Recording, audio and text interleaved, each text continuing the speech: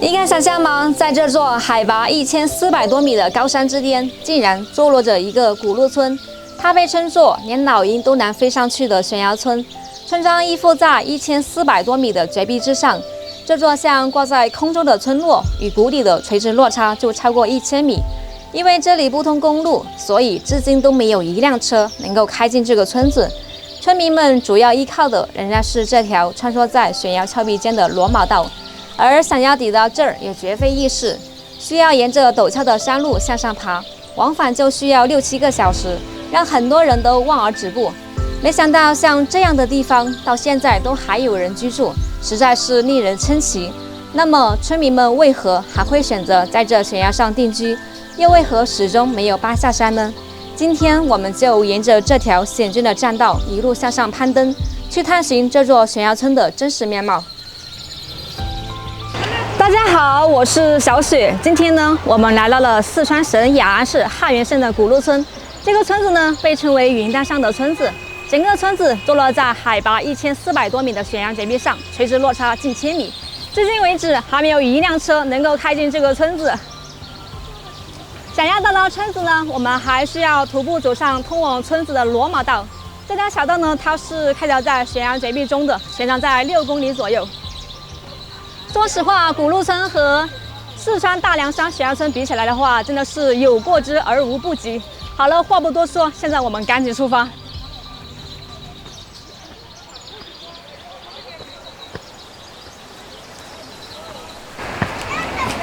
目前呢，有2条路可以走，一条呢就是现在我们所走的这条路，可以把车子停在下面；还有一条呢就是。在另外一个方向，在古鹿村的对面。不过先要坐车到达山上，然后坐索道。上了索道之后呢，还要走路2公里才能到达。2条路相比起来的话，另外一条要轻松很多。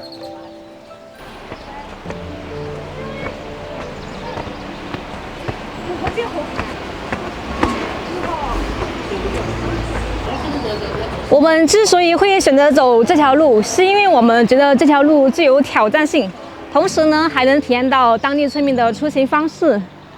来这里玩的游客还是挺多的，有老人，有小孩，他们选择的也是和我们走的这条路。可能他们也觉得这条路具有挑战性吧。我看底下呢就是京口河大峡谷了，这里的风景非常的壮美。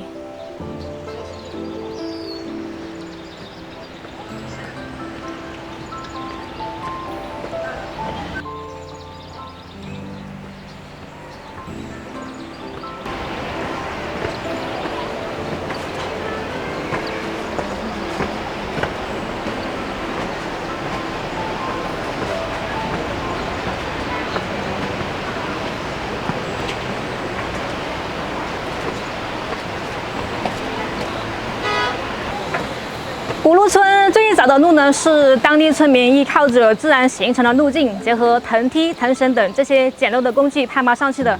当时与外界联系呢，主要靠这些藤梯和藤绳。这个呢，就是古鹿村最早与外界联系的路。沿途的风景都是超级美的，每一处都是拍照出来都是非常好看的。好热呀，戴这个帽子。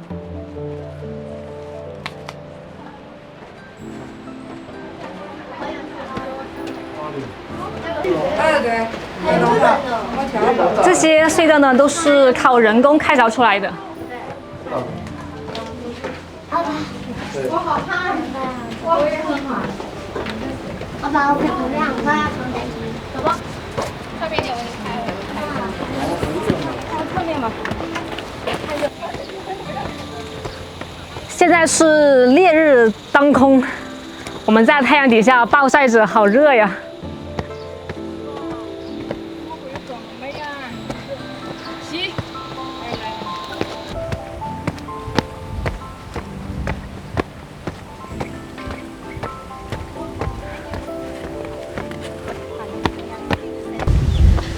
大家看到这个房子之后，是不是觉得我们到了？其实呢，并不是。真正的古鹿村还在那个山顶上，看到没有？就是那座山的山顶上，一眼看不到头。我们还要得继续走。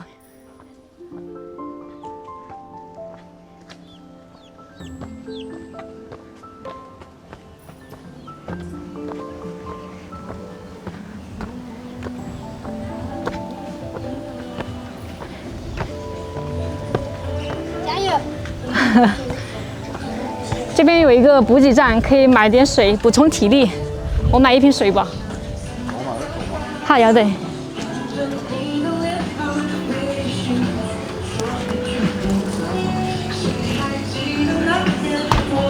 老板，到上面个村子还要走好久啊？上面还有2个小时。哦。村子上2个小时。还得2个小时。对。快坐嘛。那你们这个村子叫啥名字啊？这儿吗？啊。桐子岭。桐子岭。哎。哦。这叫桐子岭。这个村叫桐子岭。哎。一路坐嘛。嗯。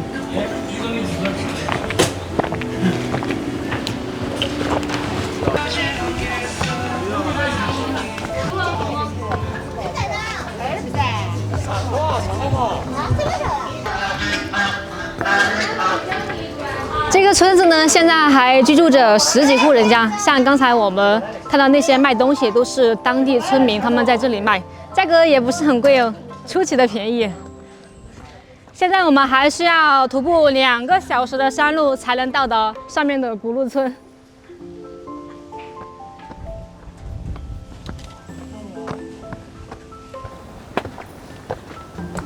大家看这些刀削虎皮般的山壁。古路村呢，它的原名呢叫做咕噜村，因为这个山顶上老是掉石头到上面的悬崖底下，发出咕噜咕噜的声音，后面根据这个谐音叫成了古路村。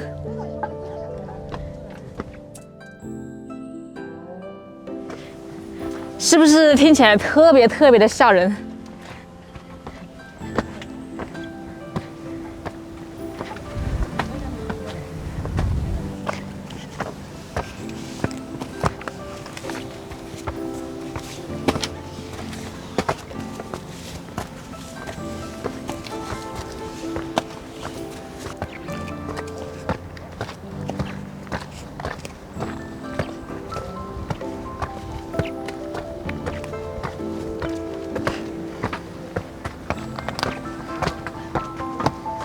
走吧。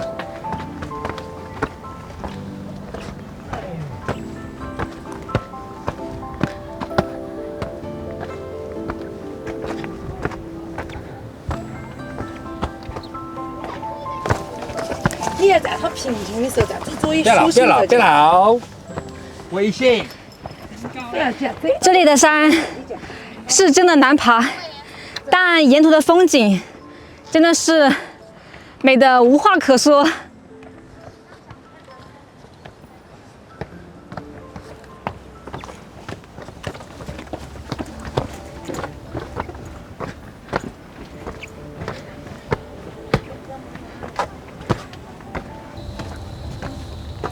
现在我们所走的这条路是经过不断的改建的。他们最开始出行方式就是靠藤梯，在20世纪60年代的时候，在修成昆高铁的时候，然后施工队看到当地的村民在这个悬崖间荡来荡去，像猴子一样，就给他们搭建了钢梯，这才改善了他们的出行条件。不过到现在，这个钢梯呢已经没有再使用了。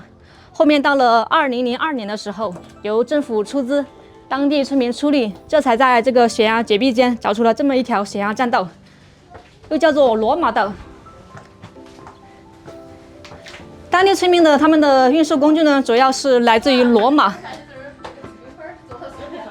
这条道路的宽度呢，只有1米左右。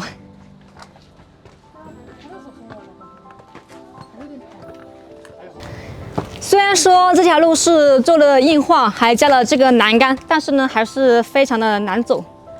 难以想象的是，在没有修这条路之前呢，当地村民出一支山是多么的不容易。听说在没有修这条路之前呢，有的村民一辈子都没有下过山。我感觉我们仿佛行走在云端。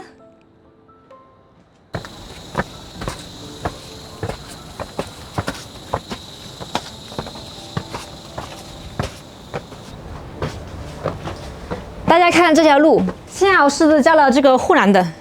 如果说没有加护栏的话，我根本不敢走在这上面。这里的落差好大呀，它的落差在近7米左右，它这个绝壁完全是垂直的，可能是因为太高了，它这个视觉冲击力真的是非常的强，看着就让人望而生畏。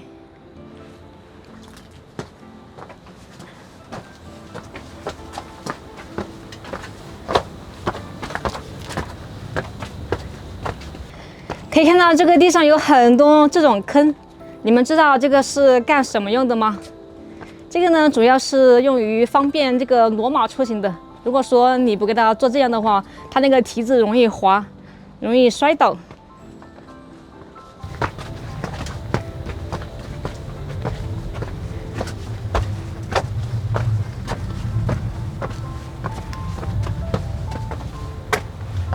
这条骡马道呢，现在呢已经变成了旅游步道了。从2002年开始修骡马道，到2018年才完善成旅游步道。你们猜中间花费了多少时间？整整16年啊！难以想象其中的艰辛。这条道路像一条巨龙一样悬空的盘旋在这个崖壁间，哇，真的是难以想象，在这么高的地方，他们当时是怎么修建的？看这个崖壁上还有这些印记。这些印记呢，都是他们当时在开凿这个道路的时候留下来的。这些道路都是手工开凿出来的。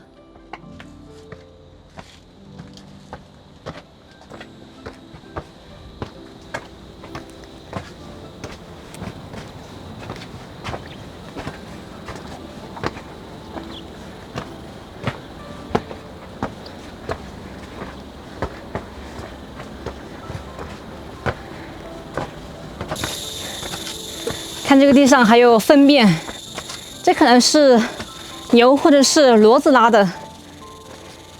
因为当地村民他们说，如果说要运东西的话，他们全是靠这些骡马来运输。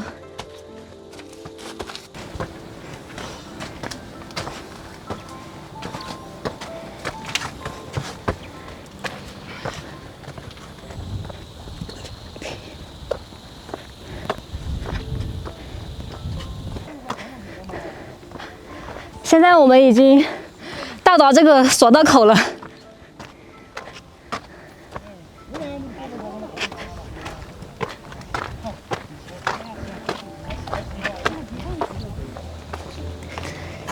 这里呢就是索道口了。哎，坐的。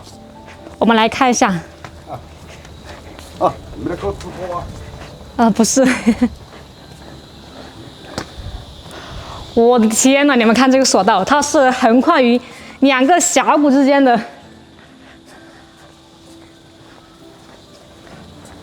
我的天呐，这个看起来好吓人呐！我都不敢坐这么高的索道，垂直落差近1000米。像这个索道的话，单程的话是50，来返的话是80。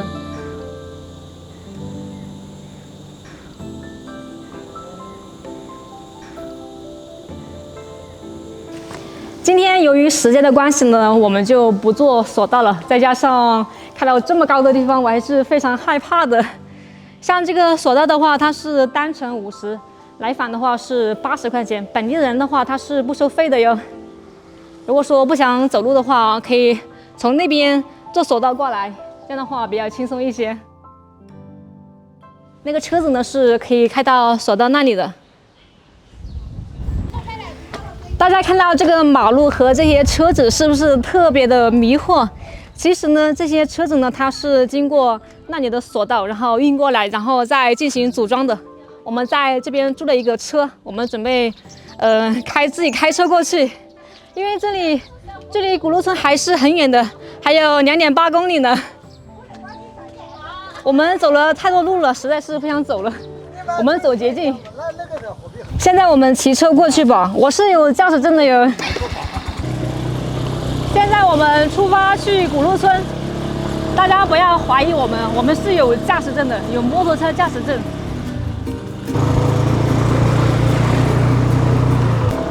我的天哪，我们一直都是往上走的。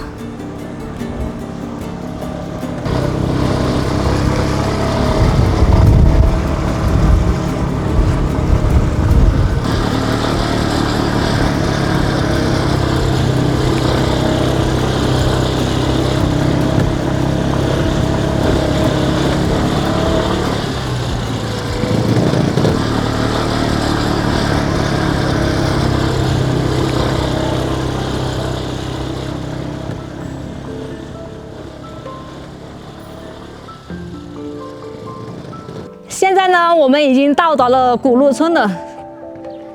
这里面的房屋呢，大多数都是这种砖房。随着旅游业的发达，他们的生活得到了极大的改善。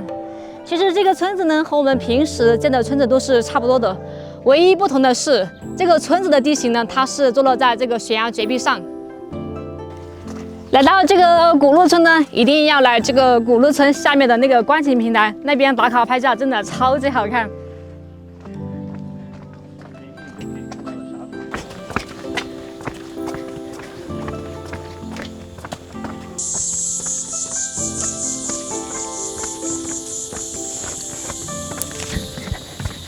看，就是这里了。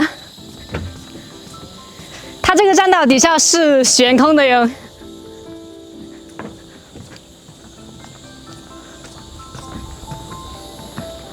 我的天哪！站这里可以一眼望到底。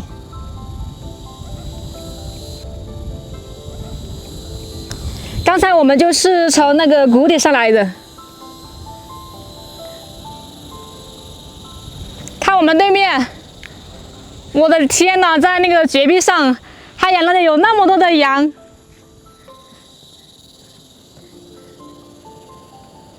我刚才就是在这里往对面看的时候，发现那个山上有那种白点点在动来动去，我就好奇拿起手机放大，结果发现，你们猜我发现什么？那边有一群羊，我的妈呀！我就好奇，就去问了当地的村民，他们说那里有人在那里放羊。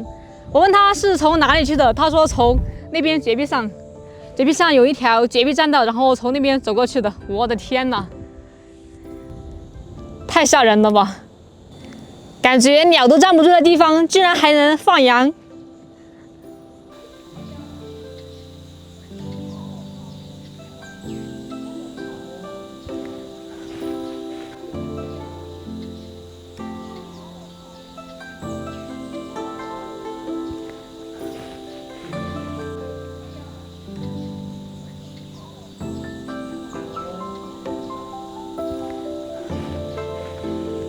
站在这上面看风景真的是太美了，而且呢，这上面非常的凉爽。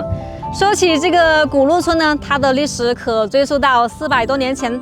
在400多年前呢，他们的祖先为了躲避战乱，然后爬上了这个1400多米的悬崖绝壁上，从此呢，在这上面安居乐业，繁衍生息。说实话，这个地方真的是太难走了，除了路难走，风景呢还是非常好看的，真的是没得话说。值得大家来一趟。今天在这上面耽误一天了，这个天都黑了，我们得赶紧下山。好了，今天就分享到这里吧，我们下次再见，拜拜。